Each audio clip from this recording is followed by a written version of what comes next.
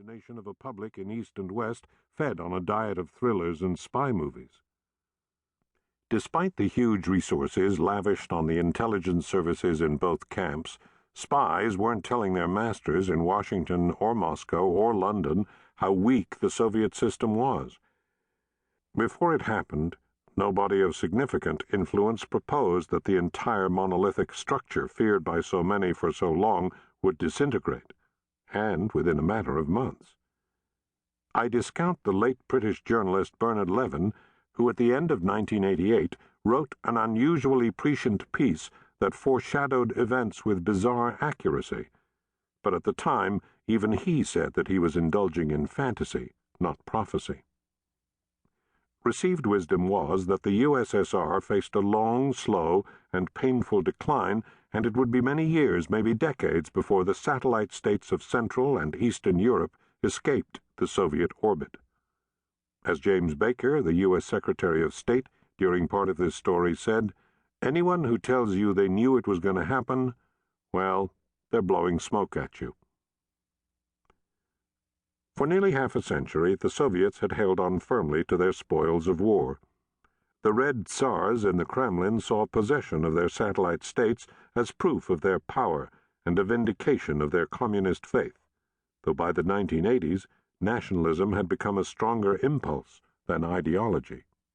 They had crushed any potential rebellions with ruthless savagery, in Budapest in 1956 and Prague in 1968.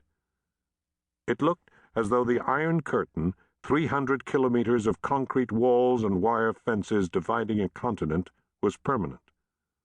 Many revisionists since have argued that it was inevitable the Soviet Empire would fall the way it did.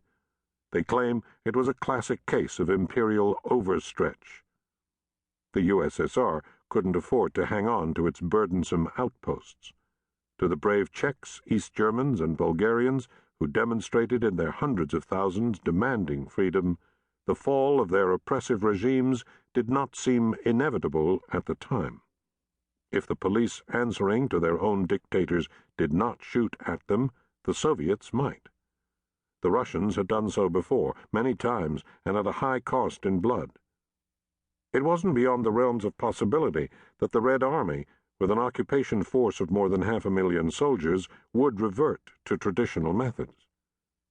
An entire way of life was swept away along with a half-dozen incompetent, corrupt, and at times vicious tyrannies.